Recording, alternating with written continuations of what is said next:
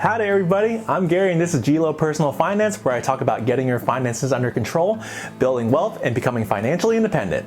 Buy a mutual fund. No, buy an index fund. No, buy an ETF instead. Oh my goodness, this can get extremely confusing with all the different account types and different labels out there, and I really wish when I first started investing myself, I could have totally used a video like this when differentiating all the different labels out there. So stick around, we'll get to untangling the web of investing in these funds.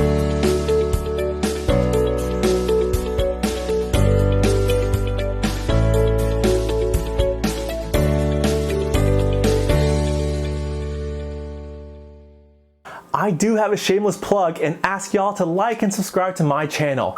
When you invest in that like button, it makes the YouTube algorithm really push my video to other fire-driven individuals out there looking to join that fire train. So do me a quick favor and totally fire up that like button. It is pretty crazy all the different types of investment products out there. More than likely, you've probably heard of these products before, and many financial advisors and financial YouTubers use these terms interchangeably. And yeah, for the most part, a mutual fund, an index, or an ETF can at times be synonymous. However, other times they can't be used to describe each other, and if you invest in a wrong product, it could cost you lots of money down the line. So let's start with mutual funds. A mutual fund is a product from a financial institution. Fun fact, all mutual funds have ticker symbols ending in X. So that's how you can sort of designate a mutual fund from, say, a stock or an ETF. So a mutual fund can be one of two things. You can have an active mutual fund and you can have a passive mutual fund. An active mutual fund is when you have a fund manager or managers that has picked a collection of stocks for you.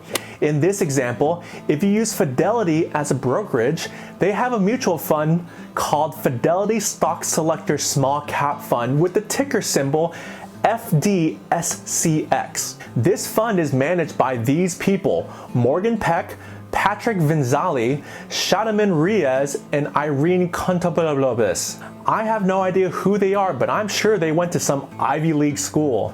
This fund is made up of 244 individual stocks. So when you give these Fidelity managers your money, it will be split up between these 244 stocks. And these fund managers will buy and sell stocks throughout the time. So which mutual fund do I choose? I cannot tell you which fund to buy. First off, there are literally thousands and thousands of different mutual funds out there. It's really hard to vet and study them all. What I can tell you is, of all the thousands and thousands of mutual funds out there, 75% of them don't beat an index fund. And of those 25% that do beat an index fund, you'll see this hidden pesky expense ratio. That's just a fancy name of what the fund managers are charging you every year to have them play around with your money. So yeah, 1.02% expense ratio, that means for every $10,000 in that account, they're charging you $102 every year. Yeah, those expense ratios eat up a ton of money. So when you're looking at a mutual fund, you must factor in that expense ratio fee. I don't know if you caught it, but I indirectly slipped in comparing mutual funds to the index. So there are three main type of indices out there. There's the S&P 500 index, which is just a collection of the biggest 500 companies.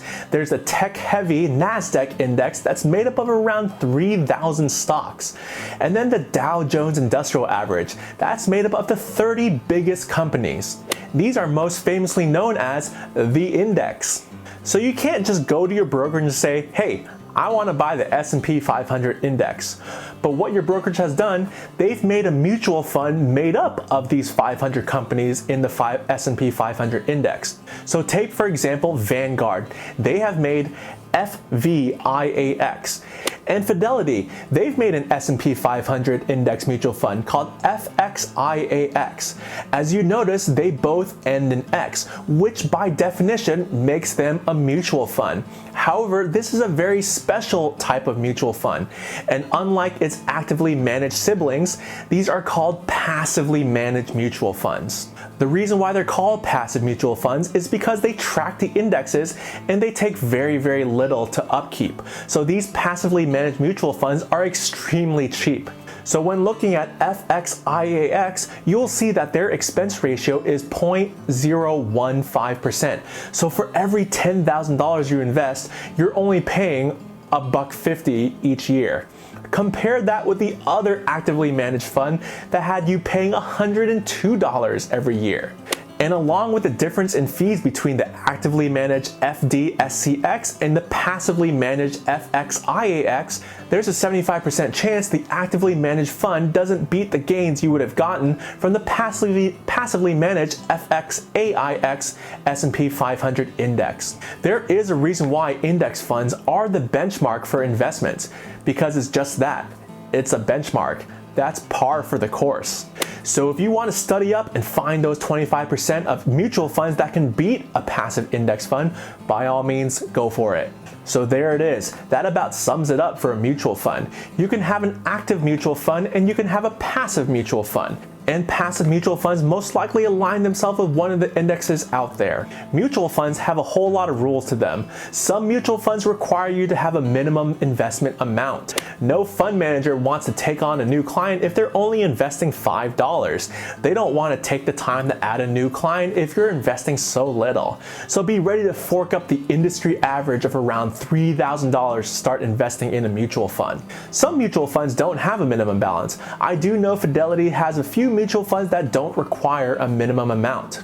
Another rule for mutual funds is they usually only do transactions at the end of the trading day. So if you want to cash out your mutual funds, you'll have to wait till the end of the trading day to sell your stake. So let's talk about ETFs. ETF stands for Exchange Traded Funds. These funds trade on the stock market just like any stock out there. What's great about this is I don't need to be a client of that brokerage to trade that fund. So if I had a TD Ameritrade account, I can actually trade a Vanguard ETF. But if I wanted to buy a Vanguard mutual fund, I would need to have a Vanguard brokerage account or another brokerage account that does have a partnership with Vanguard. So you might have already guessed, an ETF has a bit more freedom than a mutual fund. Like mutual funds, ETFs can be either active ETFs or passive ETFs. An active ETF is like ARKK, where you have Cathie Wood's team actively buying and selling stocks within that ETF. Or you can have a passive ETF like Vanguard's VOO that just tracks the S&P 500 index. So remember mutual funds where you can only do your transactions at the end of the trading day to get your money? Well, the good thing about ETFs is that you can buy and sell ETFs anytime during the trading day. So if you need your money midday, you can sell your ETFs right then and there. One of the drawbacks of an ETF is you need to buy a whole share of the fund. So you want to invest $500, a mutual fund can take all of that $500 and invest it. But if you want to invest $500 in VOO, well, as you can see, at the time of making this video, it costs $360. Well, you're leaving around $140 sitting around in the sidelines until you can get enough money to buy a full share, unless your brokerage lets you buy fractional shares, which some do. So to do a quick summary, there really only is a distinction between mutual funds and ETFs. An index fund is just a very specific type of mutual fund or ETF that tracks one of the major S&P 500, NASDAQ, or total market. Hopefully now you know the major distinctions between all of them.